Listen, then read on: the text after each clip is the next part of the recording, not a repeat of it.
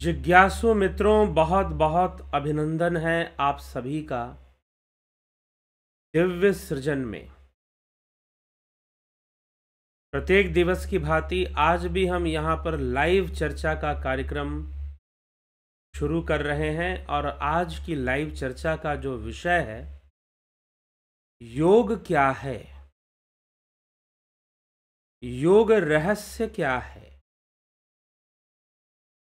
अब यह विषय बहुत ही महत्वपूर्ण विषय है, लेकिन बड़ी साधारण सी बात लगती है यह कहने में या यह प्रश्न करने में कि योग क्या है और योग रहस्य क्या है। हम इस विषय पर चर्चा करेंगे। आधार होगा श्रीमद् भगवत गीता। जैसा कि आप सबको विदित है, पता ही है कि श्रीमद् भगवत गीता पर ही हमारी चर्चा चल रही है। तो योग क्या है, इस विषय को भी हम श्रीमद् भगवत गीता के अनुसार ही तो समझेंगे। तो योग करने का तात्पर्य क्या होता है, योग का क्या उद्देश्य होता है और योग है क्या। आज के समय में यह और भी बहुत बड़ा प्रश्न बनता है कि योग क्या है। क्यों प्रश्न बनता है, योग क्या है, यह बहुत बड़ा प्रश्न क्यों बनता है। वो इसलिए बनता है क्योंकि जो योग है वह क्या है और लोग क्या समझते हैं, लोग क्या समझते हैं योग के विषय में। वैसे चलिए, योग के बहुत सारे लाभ हो सकते हैं। जैसे कि सुनिए, ऐसा है आपके पास साइकिल है, बाइसिकल। आजकल लोग कम चलाते हैं, पहले तो सारा काम उसी से होता था, बाइसिकल से ही होता था, पैडल वाली, जिसको लोग मेहनत से चलाया करते थे। आजकल बहुत सारे लोग साइकिल चलाते हैं अपने आप को स्वस्थ रखने के लिए, फिट रखने के लिए। साइकिलिंग एक्सरसाइज करते हैं अपने आप को फिट रखने के लिए, अपने आप को स्वस्थ रखने के लिए। ठीक है, मान लीजिए कि किसी व्यक्ति ने साइकिल खरीदा, या पहले लोग साइकिल से ही घूमते थे, अच्छे अच्छे लोग, आर्मी के ऑफिसर, मिलिट्री ऑफिसर, जो अधिकारी होते थे, वो भी साइकिल का प्रयोग करते थे। लेकिन आज से बहुत पहले, 30-40 साल पहले। और ज्यादातर लोग साइकिल पर निर्भर थे। ठीक है, और साइकिल से ही काम चलती थी। कारें बहुत कम थी, मोटरसाइकिलें भी बहुत कम थी, शहरों में दिखती थी, गांवों में तो बिल्कुल नहीं दिखती थी। गांवों में मात्र साइकिल ही दिखती थी। तो साइकिल लेने का या साइकिल रखने का उद्देश्य क्या है। गांव का एक व्यक्ति या कहीं पर भी शहर में भी कोई व्यक्ति है, उसका साइकिल लेने का, कोई छात्र है, स्टूडेंट है, पढ़ाई करता है, उसको दूर जाना है अपने स्कूल, लगभग 5 किलोमीटर 10 किलोमीटर यात्रा तय कर कर उसको स्कूल जाना है, कॉलेज जाना है, तो लोग साइकिल का ही प्रयोग किया करते थे। साइकिल का प्रयोग करने का उद्देश्य क्या था, ये आप बताइए। साइकिल के प्रयोग करने का उद्देश्य क्या था। उद्देश्य यही था कि लंबी दूरी है और आप लंबी दूरी को तय करना चाहते हैं तो साइकिल से कर लीजिए, आसान हो जाएगा, जल्दी पहुंच जाएंगे। पैदल चलकर जल्दी नहीं पहुंचेंगे, और साथ में कुछ सामान भी ले जा सकते हैं। तो साइकिल पर लोग बहुत भारी भारी सामान भी उठाते थे। तो वास्तव में साइकिल प्रयोग का उद्देश्य यह था, साइकिल प्रयोग का उद्देश्य तो यही था कि भाई आप जो है अपने काम को अच्छे से कर लें।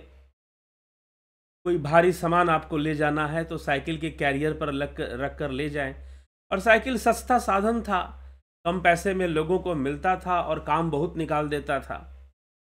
तो लोग साइकिल का प्रयोग करते थे अपने कार्य को पूर्ण करने के लिए, कहीं आने जाने के लिए, बाजार जाने के लिए, बाजार से सामान लाने के लिए। छात्र प्रयोग करते थे स्कूल जाने के लिए, कॉलेज जाने के लिए, जो स्टूडेंट क्लास था वो। ठीक है, तो अब साइकिल जो है बहुत इस उद्देश्य से, मुख्य रूप से साइकिल का प्रयोग यही था कि यह एक साधन है, एक व्हीकल है, एक प्रकार का वाहन है एक तरह का, जिसके माध्यम से आप कुछ दूरी तय कर सकते हैं। और जहां आपको पैदल चलकर पहुंचने में बहुत समय लगेगा, साइकिल से आप कम समय में पहुंच सकते हैं। जहां पर पैदल चलकर आपको आधा घंटा लगेगा, साइकिल से आप 5 मिनट में, 10 मिनट में वहां पहुंच सकते हैं अगर बाइसिकल से जाते हैं। तो साइकिल प्रयोग करने का उद्देश्य, साइकिल इसलिए नहीं बनाई गई थी कि आप को फिट रखेंगे, आप एकदम फिट रहेंगे, तंदुरुस्त रहेंगे, बॉडी आपकी अच्छे शेप में रहेगी। साइकिल बनाने का यह उद्देश्य नहीं था, या फिर आपका ब्लड सर्कुलेशन बहुत अच्छा रहेगा, साइकिल बनाने का यह उद्देश्य नहीं था। साइकिल जिसने भी आविष्कारक ने बनाया, वो इस उद्देश्य से नहीं बनाया था कि आपकी फिटनेस अच्छी रहेगी, आपका ब्लड सर्कुलेशन अच्छा रहेगा, आपका फिजिकल फिटनेस बहुत बढ़िया बनी रहेगी। इस उद्देश्य से साइकिल बनाने वाले ने, साइकिल के आविष्कार करने वाले ने इस उद्देश्य से नहीं किया था। और ना साइकिल लोग इस उद्देश्य से खरीदते थे, और ना ही साइकिल लोग इस उद्देश्य से चलाया करते थे। यह भी समझ लीजिए, यह कोई उद्देश्य नहीं है कि आप इस उद्देश्य से साइकिल खरीदेंगे, आप इस उद्देश्य से साइकिल चलाएंगे। जी नहीं,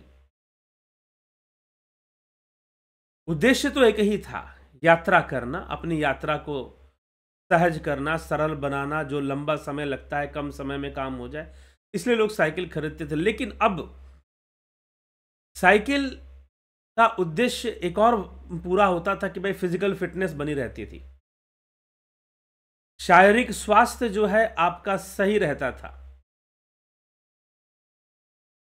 आपकी जो फिजिकल फिटनेस है वो बनी रहती थी, आपका शारीरिक स्वास्थ्य बहुत अच्छा रहता था साइकिल चलाने से।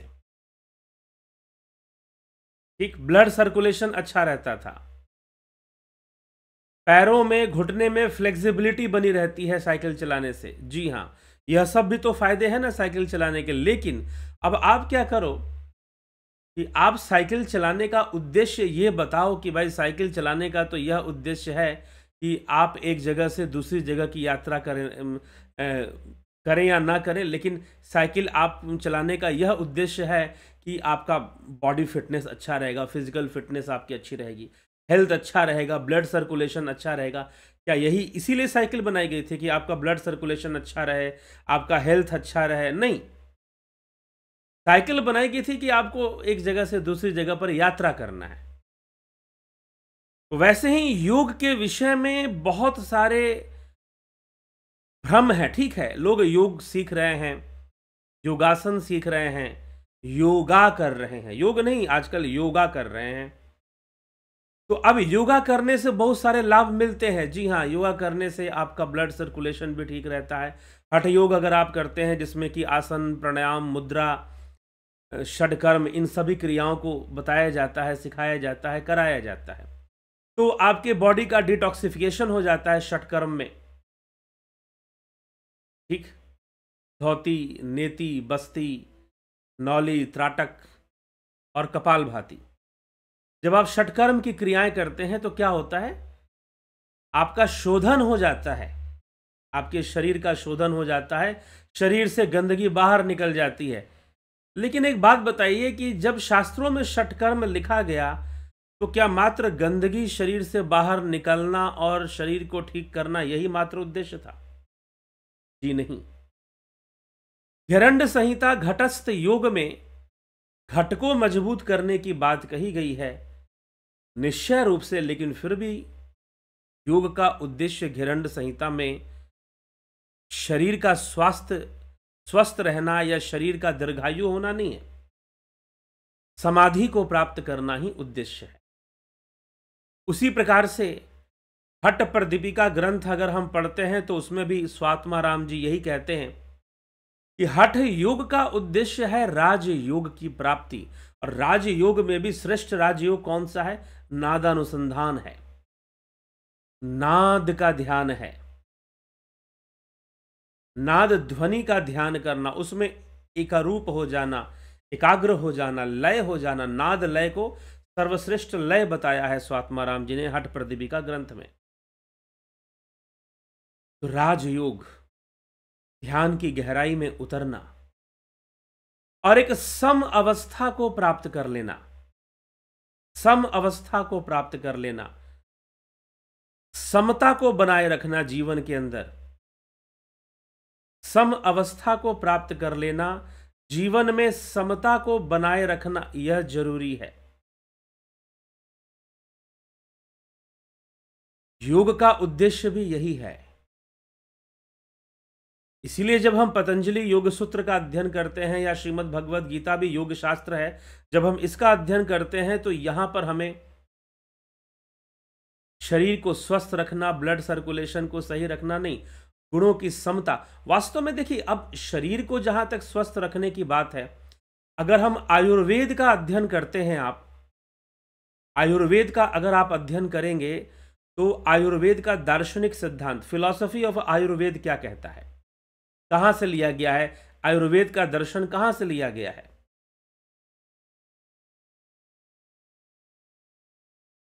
तो आयुर्वेद का दर्शन कहां से लिया गया है? आयुर्वेद का दर्शन जो है लिया गया है सांख्य दर्शन से। जी हां, सांख्य दर्शन में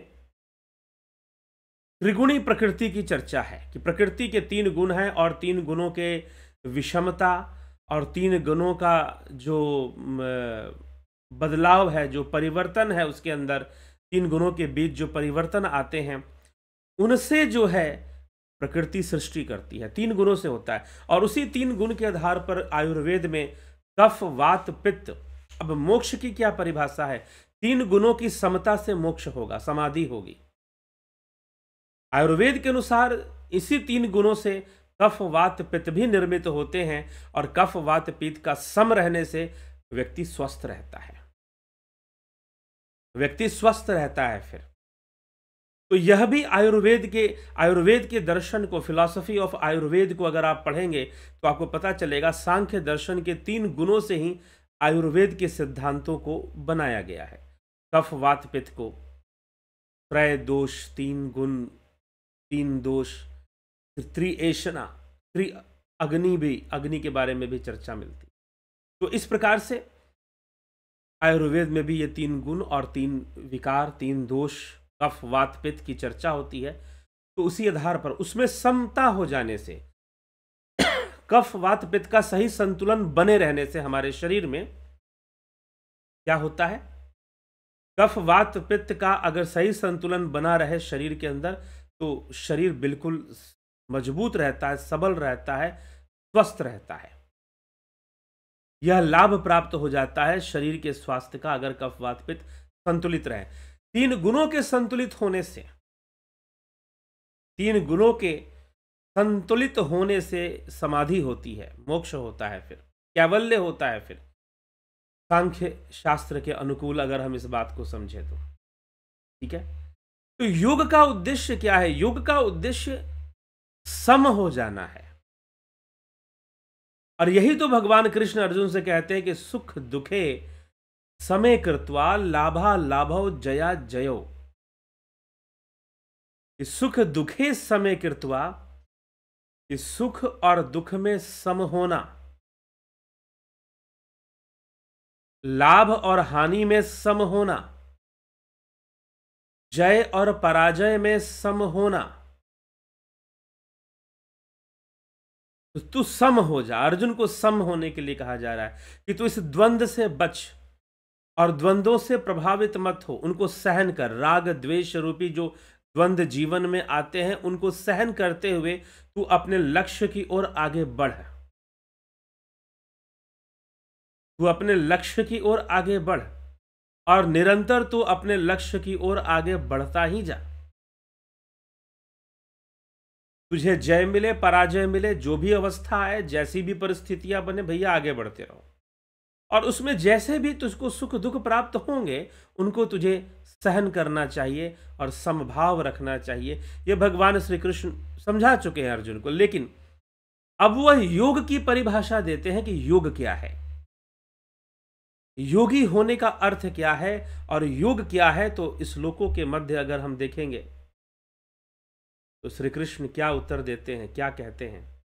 यह समझना भी अत्यंत आवश्यक है। तो कल 45वें श्लोक तक हमने विषयों को चर्चा में रखा। द्वितीय अध्याय सांख्य योग नामक द्वितीय अध्याय, ठीक है।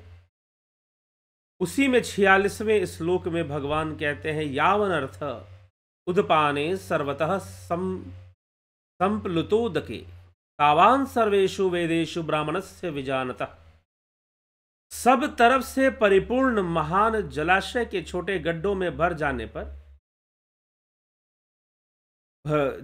छोटे गड्ढों में भरे जल से जितना प्रयोजन होता है वैसे ही तत्वज्ञानी को, ब्रह्मज्ञानी को संपूर्ण वेदों में भी उतना ही प्रयोजन रह जाता है। इसके आगे कहते हैं हे अर्जुन कर्मण्यवाधिकारस्ते मां फलेषु कदाचन मां कर्म फल हेतुर्भुर्मा ते संगोवस्त्व कर्मणि। कर्तव्य कर्म करने में ही तेरा अधिकार है, फलों में कभी नहीं है। कर्तव्य कर्म करने में ही तेरा अधिकार है, फलों में कभी नहीं है। अतः तू कर्म फल का हेतु भी मत बन, तेरी कर्म करने में भी आसक्ति ना हो।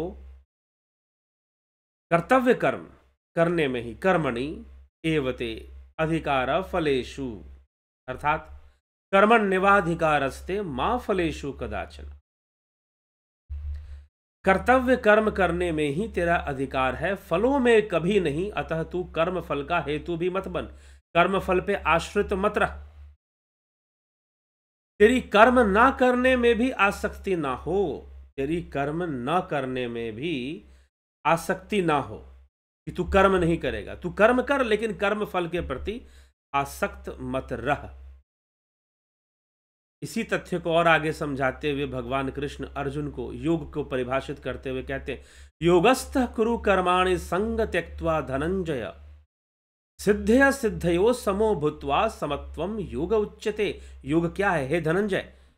आसक्ति का त्याग करके सिद्धि असिद्धि में सम रह। तुझे सिद्धि मिली असिद्धि मिली, कार्य सिद्ध हुआ ना रहा, तू समभाव में रह। सम होकर योग में स्थित हुआ, कर्मों को कर। समभाव में रहकर योग में स्थित हुआ, तू कर्मों को कर। यह समत्व की जो अवस्था है और समत्व की जो प्राप्ति है, इसी को योग कहते हैं। समत्व की प्राप्ति ही योग है। योग का उद्देश्य क्या है? क्या स्वर्ग का सुख मिल जाएगा? क्या रिद्धि सिद्धि मिल जाएगी? जी नहीं।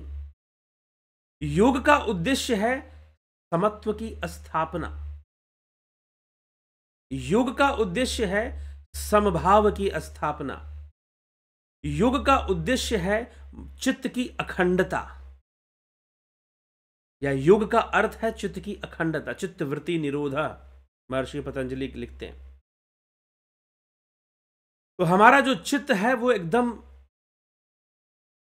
मजबूत होना चाहिए, अखंड होना चाहिए चित्त जो है। तो चित्त की अखंडता ही सबसे अधिक महत्वपूर्ण है। और सम अवस्था में रहे, चित्त वृत्ति का निरोध हो और सम अवस्था में बना रहे। सुख दुखे समय कृत्वा लाभ लाभो जया जयो, सुख दुख लाभ हानि जय पराजय, इन सब में सम की अवस्था बने रहे। और इस श्लोक में भी भगवान कृष्ण अर्जुन से यही कहते हैं सिद्धया सिद्धयो, सिद्धि प्राप्त हो या असिद्धि प्राप्त हो, समो भूत्वा, सम होकर योग में स्थित रहो। कर्माणि कुरु समत्वम, कर्मों को कर, क्योंकि समत्व ही योग कहलाता है। तो इस समभाव में रहकर अपने कर्मों को कर, तू इस समभाव में रहकर अपने कर्तव्यों को पूर्ण कर। उससे तुझे पीछे भागने की जरूरत नहीं है। अपने कर्तव्यों से पीछे भागना तेरे लिए उचित नहीं है। तू अपने कर्तव्य कर्मों को निश्चय रूप से कर, लेकिन समभाव रख के कर, सिद्धि असिद्धि में समभाव रख। और यह समभाव होने से ही समत्व की प्राप्ति होती है, और यह समत्व ही योग कहलाता है। समत्वम योगः उच्यते, समत्वम योगः उच्यते। यह जो समत्वम है, जो समत्व अवस्था है, वास्तव में यही योग है, समभाव को प्राप्त हो जाना। तो भगवान कृष्ण योगस्थ कुरु कर्माणि संग त्यक्त्वा धनंजय, हे धनंजय आसक्ति का त्याग करके सिद्धि असिद्धि में सम होकर, समभाव को प्राप्त कर कर तो योग में स्थित हो। तो सम होने से योग होता है। योग वास्तव में एक संतुलन है और संतुलन से ही सम की स्थापना होगी। हमें अपने आप में एक संतुलन की अवस्था को बनाए रखना पड़ता है। हमें अपने आप में संतुलन की अवस्था पर बने रहना होता है और इसी से सम की प्राप्ति होती है। इसी विषय को और आगे कहते हुए भगवान कहते हैं, दुरेन है वरम कर्म बुद्धि योगा धनंजय बुद्धौ शरण मनविक्ष कृपण फल हेतवः। बुद्धि योग समता, समता से ही बुद्धि योग होगी। बुद्धि योग की अपेक्षा सकाम कर्म दूर से ही निकृष्ट है। सकाम कर्म निकृष्ट है। हे धनंजय, तू बुद्धि को समता का आश्रय ले, बुद्धि की समता का आश्रय ले, क्योंकि फल के हेतु बनने वाले अत्यंत दीन हैं। फल में आसक्ति रखने वाले अत्यंत दीन होते हैं, इसलिए तू फल में आसक्ति मत रख। आगे भगवान श्री कृष्ण इस विषय पर कहते हैं कि बुद्धि युक्तो जहाति है उभे सुकृत दुष्कृते तस्मादोगाय युज्यस्व योगः कर्मसु कौशलम। तो योगः कर्मसु कौशलम, बुद्धि से समता युक्त मनुष्य यहां जीवित अवस्था में भी पुण्य और पाप दोनों को त्याग देता है, अतः योग में लग जाता है और कर्मों में योग ही सबसे बड़ी कुशलता, कर्मों में योग ही सबसे बड़ी कुशलता है। तो भगवान योग की परिभाषा देते हैं, कर्मसु योग कौशलम, कर्मों में योग। योग क्या है? कर्मों की कुशलता है। अब ये कौन सी बात हुई कि योग कर्मों की कुशलता? हम तो सोचते थे कि योग करने से स्वास्थ्य ठीक हो जाएगा, हृदय रोग ठीक हो जाएंगे, डायबिटीज ठीक हो जाएगा, लेकिन आप कह रहे हैं कि योग करने से समता की स्थापना, बुद्धि सम हो जाएगी और कर्म की कुशलता प्राप्त होगी। जी हां, कर्म की कुशलता अनासक्ति भाव में है, आसक्ति भाव में नहीं है। तो जब कर्तव्य का भान रहेगा और कर्मों और कर्म फल के प्रति कोई आसक्ति नहीं रहेगी, जब कर्तव्य का भान रहेगा, कर्म और कर्म फल में कोई आसक्ति नहीं रहेगी, तो बिना आसक्ति के जब कोई कर्म करोगे, बिना आसक्ति के जब कोई कर्म करोगे, तो उस कर्म का बहुत ही लाभ प्राप्त होगा, क्योंकि उसमें किसी प्रकार की आसक्ति जो नहीं है। आप आसक्ति मुक्त हो चुके, आसक्ति मुक्त हो चुके हैं और आप समभाव को प्राप्त कर चुके हैं, समत्व को प्राप्त कर चुके हैं। और समत्व को प्राप्त कर लेने के बाद आप योगी बन चुके हैं और समत्व को प्राप्त कर कर फिर कर्म कीजिए जीवन में, तो उसे ही कहा जाएगा कर्मों की कुशलता। कर्मसु योगः कौशलम,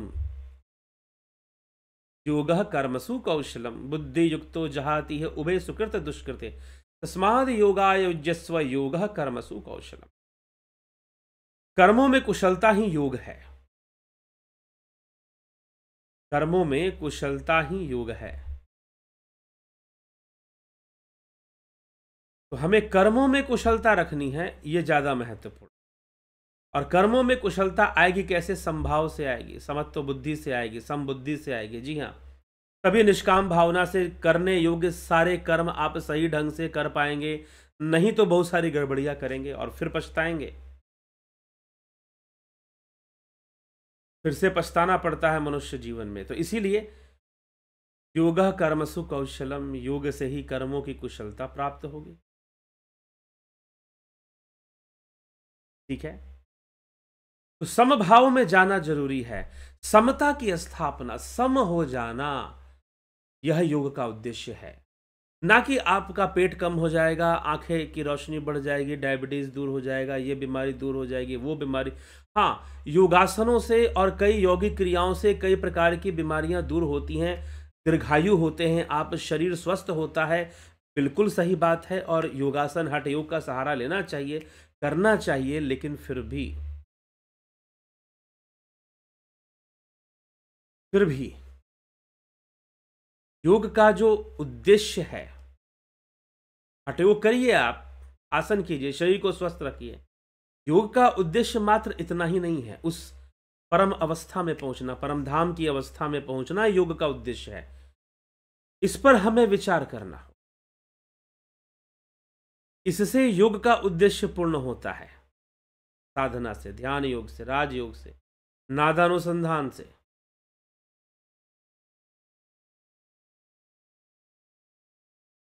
तो यह सब विषय हमें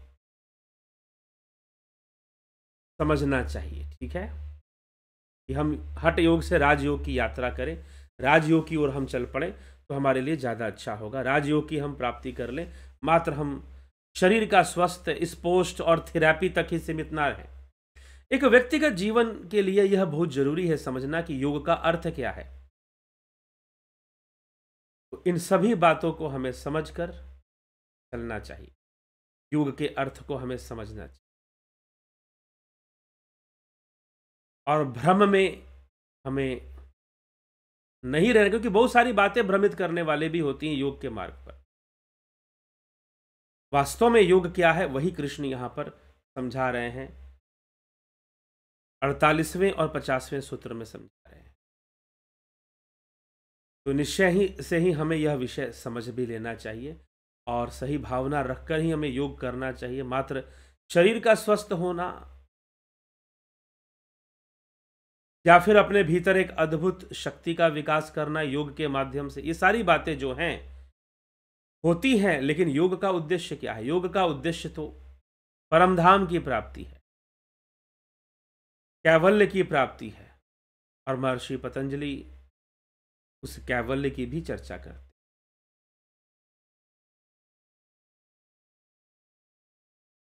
तो जिज्ञासुओं, जैसा कि आपको पता है कि समभाव कैसे आएगा? ध्यान योग से आएगा। समभाव कैसे आएगा? तो ध्यान योग से आएगा। ध्यान योग online meditation course starting from 20 December 2022, 20 December 2022। Duration 1 month, guided meditation,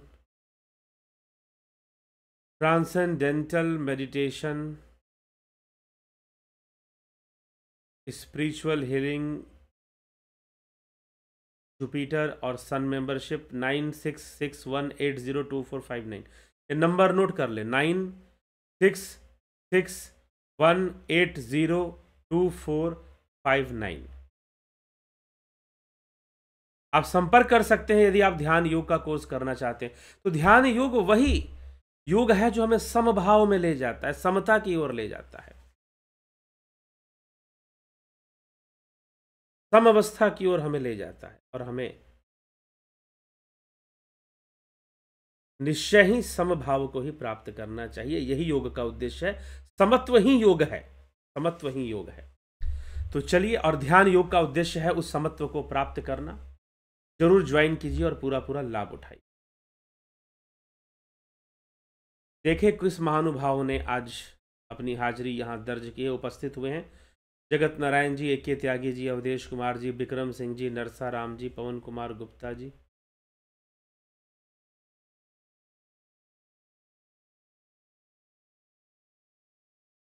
Shankar Prasad ji, अर्जन भाई चौहान, राजू पाल जी, शिखर शर्मा जी, सीताराम माली जी, बहुत अभिनंदन है। अवनी प्रधान जी, मानवेंद्र सिंह जी, राकेश गुप्ता जी,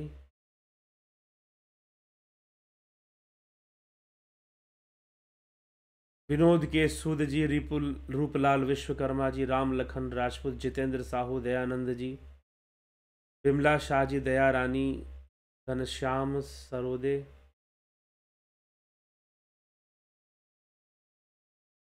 दीपक नागरे, राम विलास जी,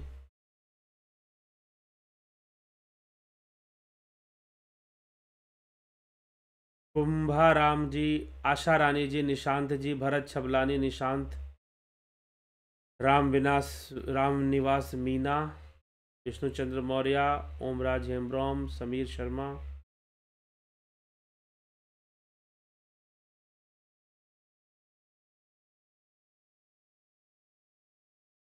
पंकज सोनी जी, प्रशांत सेठ जी, गीता प्रसाद जी, सोमनाथ शिंदे, उषा श्रीवास्तव जी, सबका बहुत बहुत अभिनंदन है इस कार्यक्रम में।